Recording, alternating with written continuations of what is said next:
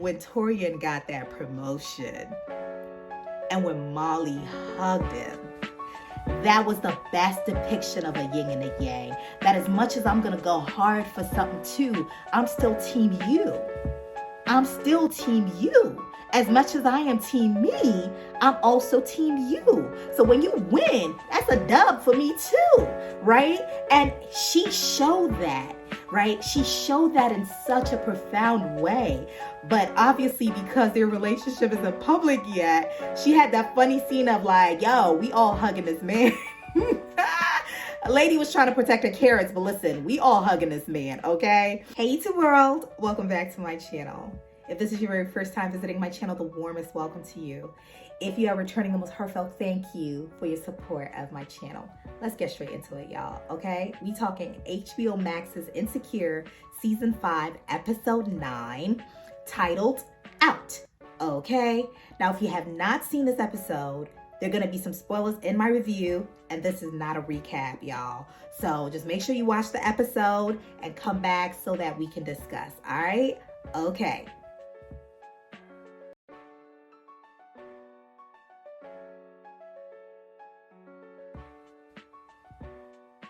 Okay, my thoughts on this episode. My thoughts on this episode in general is that I thought that this episode was very hearty. It was very rich, right? Other than the scene of Nathan and Issa doing some apartment shopping. And can we talk about that realtor? He was so annoying, y'all. Wait, so you telling me by the time you walked me into this apartment and me just scanning it a little bit, you have given the apartment away already? What? Listen, I was so livid just watching that scene because I'm like, you gotta be joking. You just wasted my time. Other than that scene of Nathan and Issa apartment shopping, the bulk of the scene took place in Tiffany's parents' home, which is a lovely home, by the way. Okay, that pool, what? Lovely home. So took place in Tiffany's parents' home, and this was really the place where they threw Tiffany's going away party. Tiffany and Derrick's going away party. And what I loved about it is that all the supporting actors, not all, but most of the supporting actors were there, and they all had significant roles in like giving something enriching to the episode. I loved that. And so it really made the episode very warm to me. It made it very intimate because it was like all of them, their lives are so intertwined. Like, this show is not just about these four women. It's about these four women and their friends, these four women and their boyfriends and their exes, and like how life can just be so intertwined in a way that just sometimes actually makes it awkward. Okay, because your ex is friends with those friends and y'all show up at a party and it's like, yeah, this real life, y'all. This real life. Okay, this real life. So it was real. It was warm, and it was rich. It was rich. That's really what I thought of it. Yeah. So I'm gonna go through the supporting actors because I really thought that they really gave them space to shine, and I loved that. So I'm gonna start with Ahmal. Okay, Ahmal is Issa's brother. Usually we see Ahmal when we have episodes that are Issa-centric, like episodes where we highlight a lot more of Issa's life outside of her drama and her friends, okay, and the men mess, okay. Outside of that, when we're talking about, you know, her family, like Thanksgiving, for instance, like Ahmal was around a lot more. Even when Issa had her first block party, Ahmal was there because that's her brother. So yeah, Ahmal shows up for this episode. And when Ahmal was like, thank you, baby, to the random man he had met for 2 seconds who brought him a drink, I was like, Ahmal, you need to calm down, okay? Ahmal, you doing too much. You doing way too much. You just met this guy like 0.2 seconds ago. What are you talking about? This is my baby. What do you mean he's giving you haircut advice? Like, can we stop for a second?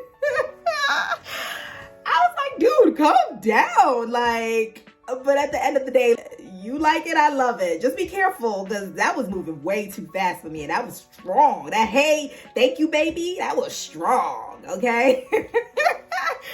So yeah, anyway, that's him. He's doing his thing.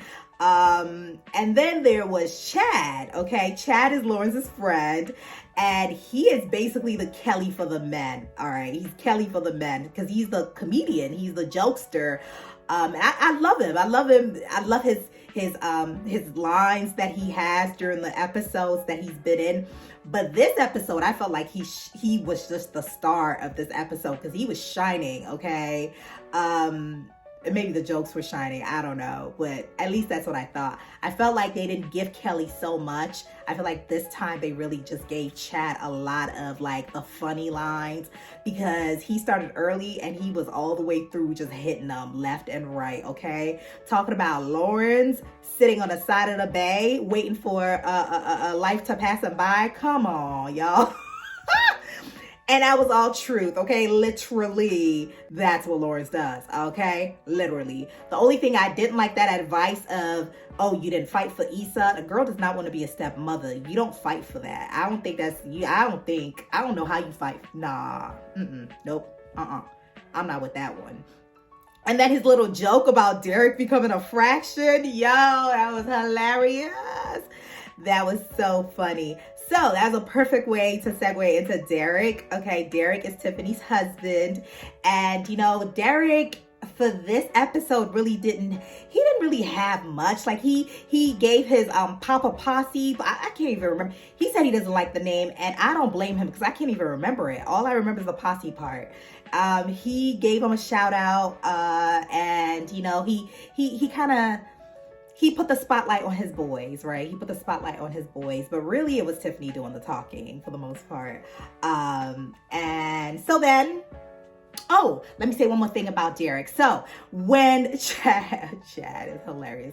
When Chad was trying to get Derrick's attention, like, hey, yo, when they were sitting down, not when he was standing with Tiffany, when they were sitting down and he was trying to get Derrick's attention, he basically tapped him, was like, hey, do you like briefcases? And Derrick was like, we good. Like, we're good. I don't just know you through Lawrence. Like, I have my own relationship with you. And I thought that was really cool to reassure him in that way. Although he was being extra needy, I thought it was really cool to reassure him in that way because you know what? We celebrate and we put on the platform sisterhood so much so that sometimes, like with brotherhood, it almost seems more, I don't even know how to, like, it seems kind of like, I can't find the word for it, but to me, I just appreciated the fact that they highlighted that, and also just the richness of life, of how sometimes you meet someone through someone else, but then you guys have your own connection independent of the person that, you know, introduced you to. So that was pretty cool that happened. So yeah, that's Derrick. So then Tiffany, okay, Tiffany, Derrick's wife. Oh my God, Tiffany is super prissy, okay? Tiffany's super prissy. I was just like, girl, whew, okay. Super prissy.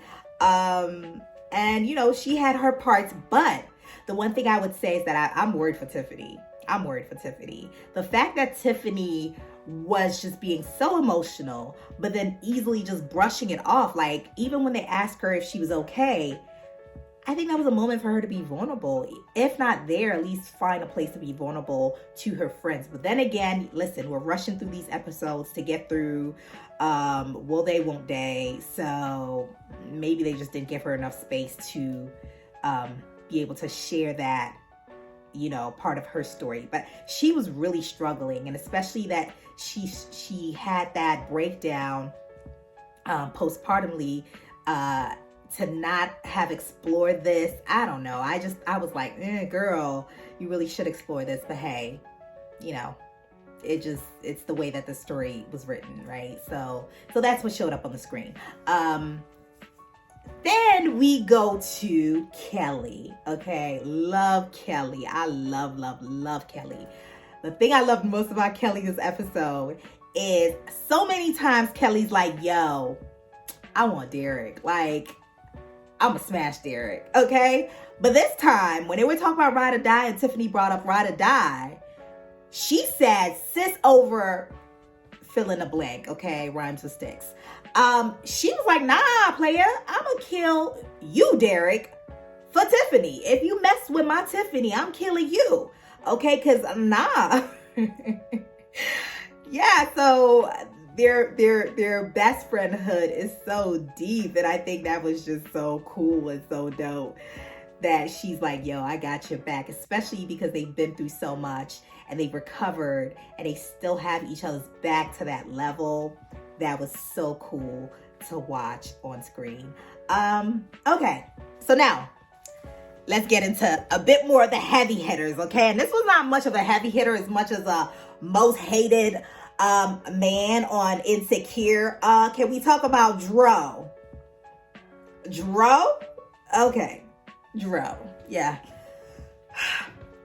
He's tall and he's fine, but Dro is one of the most, I think he is the most hated man on Insecure because he was so foul. He was so foul. We still don't know if it was really an open relationship or not. We still don't know. It was never confirmed nor denied by the wife, so we have no idea.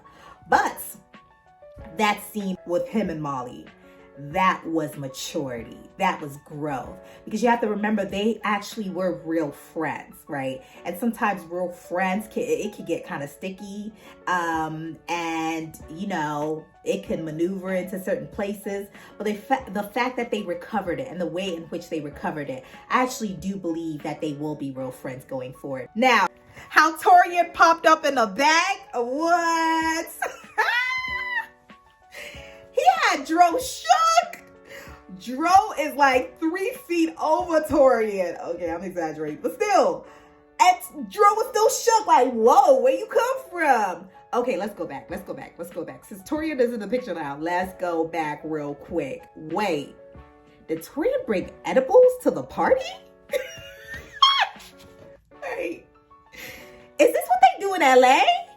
Yo, so, okay. So first off, I'm thinking, Taurean, we see button up all the way to his nostrils is bringing edibles to a party. What? Okay. Number one, why? You guys are going to a going away party. Why would you think it would be appropriate to take edibles? I don't know. Maybe it is an LA thing. Y'all let me know in the comments. But like, I was thoroughly puzzled. Why are you taking edibles? And then why were you thinking it may be that kind of a party? Like, huh? I was all the way confused. I just took it as, listen, they want an excuse for the two of them to get silly and loose and let things happen. I'm all with it. But that, I just couldn't wrap my mind around it. I don't know. I could not make sense of it. But yeah, Molly and Taurean, that's a thing. A real thing, okay? Edibles made it even extra strong real thing, okay? Because they were both in that together. Oh, let's rewind back again. When Taurean got that promotion and when Molly hugged him, these two have been going at it for so long. And in the last episode, I was talking about the feminine and the masculine and how even two alphas, there still can be a yin and a yang. That was the best depiction of a yin and a yang. That as much as I'm going to go hard for something too, I'm still team you. I'm still team you. As much as I am team me, I'm also team you. So when you win, that's a dub for me too, right? And she showed that, right? She showed that in such a profound way. But obviously, because their relationship isn't public yet, she had that funny scene of like, yo, we all hugging this man. A lady was trying to protect her carrots, but listen, we all hugging this man, okay? Yeah, so, but that's what it looks like. That's what it looks like to still want for you, but you can also celebrate when your man is able to achieve something, right? Okay, so back to the party. So we're back at the party and they have the edibles and they were just, listen, I love these two together, okay? I love them together. Molly, let me hit on Molly. Molly was super funny this episode. Her acting was just superb.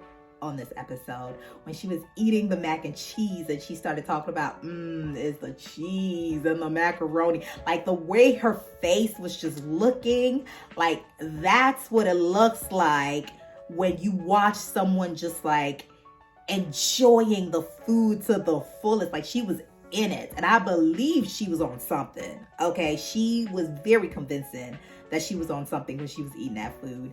And the closet scene, Molly has matured, y'all. Molly has matured so much. Molly in this episode showed honesty, transparency, and listen, those two things are not the same. Okay, don't get them confused. A lot of times we ask for honesty, but we don't ask for transparency. Transparency is when I don't feel the need to hide anything at all. I actually make myself absolutely super clear. Everything is out in the open. Everything is out in the open. I'm not even trying to shade nothing. Like when y'all share passwords, listen, some people have issues with this. That's okay. Do what works for you. I don't have a problem with that. I don't have a problem with it. Transparency means that you're not hiding behind anything. That means that you easily, I don't have to ask you before you tell me the things that you know I'm going to need to know. We're grown, okay? So the information that we either withhold or we tell half-truths on, we're aware. The things that are important enough for you to always share with your partner that you choose not to share, you know. So that's a lack of transparency. Honesty is if I ask you, you probably tell me. But if I don't ask you, you're just like, well, you didn't ask. No, be transparent and share some things. And listen, it's also about the coupling because some people don't work well with transparency. So you got to know who you're coupled with so that these things, you can use these as values for your relationship. But yeah, Molly showed transparency, honesty. Molly showed vulnerability when she was talking to Taurean in the closet, telling him how scared she is because she messes things up. There was openness there. Like it was just such a plethora of like just awesome contents that, you know, would build a solid relationship. I loved it. I really did.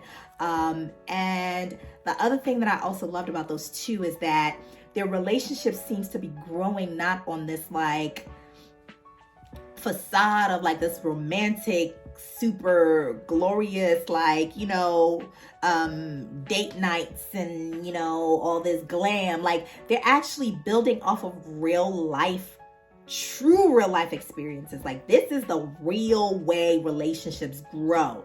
You get a promotion. My parents are planning stuff and I can't deal with it. Like these are it. We get high together. Well, maybe not high, but we get drunk together, or maybe not even drunk, but like we just doing something together and we're almost about to be like living life experiences, full life experiences together. That's what real relationships are built on. So I loved it for them. Condola and Lawrence. Lord. I don't know how I feel about these two. I really don't. I don't know how I feel about them in this co-parenting thing. I think that there is a healthy way to co-parent where you're not so intertwined. I may not have the most popular opinion on this, but I think that it's pushing the envelope too much. Like, there's something about it that just is like, whoa, this is a lot. Like, we don't necessarily have to go to parties together, like walking in together. We don't have to. You come, I come, we're there. But like, we don't have to come in together. And then like when she was leaving, I mean, you can say bye. Yeah, there's nothing wrong with saying bye. Absolutely. But like, I don't know. It was just, something was just odd. Okay. Something was odd about that. I don't know if Condola still has feelings for him. I couldn't read that. I just couldn't read all of the Lawrence and the Condola stuff. It was just a little too messy for me. I can't read that. And I'm not sure any man or woman will be so comfortable in they're too gentle with each other. And it's not to say that you're not to be gentle with your child's other parents, But there's a clear line so that people don't get confused, so that hopes don't build, right? Unless that's what you're trying to do, unless you're trying to build hope or you're trying to get people confused. There should be a clear line of like, listen, we are taking care of this kid, but I'm not here to be subservient to you. Like, it's just, I don't know. Okay, I don't know. That's how I'm feeling, though. So yeah, I'm not quite sure about that. I feel like there's something there. Maybe they're leaving it open so that they can have a relationship. If Issa doesn't choose Lawrence, I don't know. But yeah, that's how I feel. I feel like it's a little too much for the co-parenting thing. They're doing too much. too much. So yeah, that's that. Lawrence. Y'all, Lawrence was petty this episode. Yo, Lawrence was so petty. But you know what? I get it. Because Chad gave him that pep talk of like, he's just letting life pass him by. And Lawrence was like, not today. Nah, not today. Also, I feel that the conversation he had with Issa last season, when Issa was like, you know what, I wish you fought for me, with Chad validating that same sentiment, I think he was just like, okay, this is it. It's do or die. Like, I'm going all in. Like, go big or go home, okay? And so that's really what happened in that last scene. But yeah, I think he was really trying to knock it out of the park, but he was being too petty. That scene, the scene with the eggplant measuring contest, come on, y'all. Seriously? How are we doing this in public?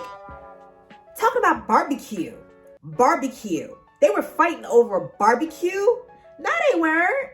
They should have just dropped it and pulled out a measuring tape and gotten it over with, because it's just like, what are y'all doing? Oh, it must have not been that good in Texas, because otherwise it would have kept them there. Oh my God. And then Nathan came back with, nah, I can't cut your hair because I'm still going apartment hunting with Issa. He said, checkmate. Nathan said, checkmate. Oh man, I was so petty. But I felt so bad for Nathan. I felt so terribly bad for Nathan, because Nathan is so supportive of Issa. And he was just trying his very best to just be cordial, to not have any drama pop off. Listen, because even the barber friend was like, listen, we can give him a different sort of fade. You hear me? He was like, no, not about that. He wasn't really trying to be about that, right? He wasn't really trying to be about that. And I just felt so sad for him that he was just like muddied up with all of that, when he didn't ask for all of that. So I really felt bad for him. One thing that I forgot to mention about last episode that I thought was just so admirable of the writers is where they wrote, I haven't heard anyone speak about this, but where they wrote him taking his pill when he woke up, that was so admirable. I loved that. I loved it. It was such a minute mini-second of a moment, but it was so much needed, because sometimes when you have mental health issues, you have to take medication. You have to regulate it with medication. It just is what it is. And the stigma about medication is even bigger than the stigma off of just saying you have mental illness, right? So in the same way that when you have high cholesterol, you have to take medication, it's the same. You have to regulate the chemicals in your brain that are causing imbalance and causing you to be mentally ill. So I applaud the Insecure crew and the Insecure team for being able to write that in there. It was so small, but it was so powerful. I forgot to mention it last time, so I just wanted to kind of sneak it in. So yeah, that's that. Now, that final scene. Before I talk about that, let me talk about Issa D, okay? Can somebody please find Issa D a therapist? Because that girl is a mess. She's a mess. And that's not to say that we are all not messes in our lives, but we gonna call it what it is. Issa is a mess. Issa is dragging these people into situations that they could never have wanted to be in. You got Nathan over here. You badgered him to love you. And now he's declared his love for you, put his eggs in your basket, and you over here calling Lawrence, got Lawrence feeling a type of way, feeling like he can't settle, even when he's talking about houses and not settling about houses. I know he's talking about Issa. So now you got this man all over here where he probably could have something good with Condola again, but he's not even looking there because he's stuck on you. Because you called him. And if there's a perfect time to lie about calling somebody, that was the perfect time to lie about it. Like, yeah, I did call you by mistake, my bad. But you didn't even say that. You say, yeah, no, I meant to call you. Because you want the attention? Like, what? Oh my God.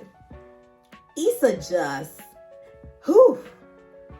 But my girl is showing out. Okay, my girl is showing out in those clothes. My girl is showing out with the backlessness. My girl is showing out, okay? Listen, did y'all see her in the wind down last week? I don't know what Taurean's real name is, but he was struggling in the first few shots. He was struggling, okay? Y'all should go rewind and watch it. He was struggling in the first few shots because, listen, baby, the girls were out. Woo! The girls were out in that red pantsuit. Issa D. Well, Issa Ray at that point. Girls were out, okay? Because she's really been rocking it. She's been rocking it heavy with the outfit changes and really putting it in high key, letting people know like, yeah, I got it too. Go ahead, Issa. Go ahead, Issa, with the backlessness. What? All right, okay. Enough of this. Let's go to the last scene, y'all. My heart broke. Oh, my heart broke. My heart broke. That scene was so real. Y'all. But y'all know Lawrence would have gotten his butt whooped, right? Y'all know Nathan would have been all over that, right? Nathan would have had that on the floor, whooping him left to right. Forget how tall and long your hands are. When Nathan said, I'm calm, but I could turn it up, I believed him. I believed him. Okay? I believed him. When he yelled when Issa was trying to calm him down, yo, that thing startled me. For real. That was a real scene. That was real to the core. And at this point, really, I don't want none of them to choose Issa. I really don't. I think Issa needs to choose herself. I think that Lawrence needs to probably go see what's going on with Condola. And I think Nathan can do better. That's really how I feel, honestly. I really feel that because if nothing triggers Nathan, this will be something that triggers Nathan. And although he's probably seeing a therapist or a psychiatrist or whatever it is, because that's how he got his medication, a trigger is still something that you still have to manage, right? You have to manage it more so than any other regular episode or your daily struggles. This is an extra struggle that you have to manage because you're actually triggered from just like regular simmering. Like when you have water on the fire, or God, I'm African. When you have water on the stove and you want it to boil, it starts at a simmer and then it goes to an actual boil. Now that boil is more volatile than the simmering, right? So a trigger is like a boil, which is a lot more volatile than just your regular daily life and dealing with mental illness. So you have him triggered now and he has to work extra hard. Lord knows how long it's going to take him for him to get that boiling right back down to a simmer. And I don't want that for him. I don't want it. He doesn't deserve it. So yeah, I hope that none of them choose her. And I hope that she doesn't even put them in a position to even want. She needs to choose herself and her company, and she needs to work on that. So yeah, those are my thoughts. My predictions. Yeah, my prediction is that next episode is gonna probably be Molly's birthday party. And y'all, I'm thinking Taurean might propose. I don't know, y'all. I don't know. Cause I don't see Issa choosing anybody. I just don't see it. Like, I feel like Issa is too impulsive at this moment. Like, even when it came to the mac and cheese on a stick thing, like when she saw Lawrence, her impulse kicked in and she started biting the thing before even letting the server tell her it's too hot, and she burned her damn mouth because she's so impulsive. She literally grabbed it and just wanted to shove it in her mouth just to calm her nerves. So she's impulsive when she feels she does, and it gets her into trouble, i.e. burning herself, literally and emotionally, and burning other people while she's at it. How about that? Yeah. She needs to just take some time off, and it doesn't have to be all or nothing. She could just go fix herself and love on herself, where it's not really about loving all the other people, because she's still insecure. How about that? She's still insecure, and she's not done. And you know what? To a certain extent, as human beings, because we're flawed, I think that's it. We're always going to be some level insecure.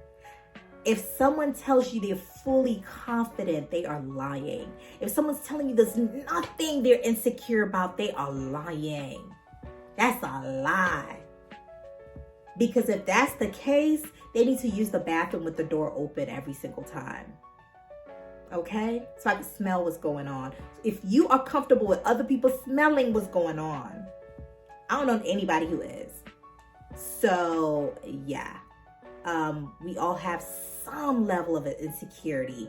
It's just that insecurity affects you little to nothing. So I think that's what that situation is. But yeah, that is my review. And I hope you enjoyed it. We have one more episode left. I'm kind of sad, but it is what it is. Yeah. So until the next video, I hope you guys have a blessed evening, a blessed morning, afternoon, whatever time you're watching this. And I will see you next time. Bye.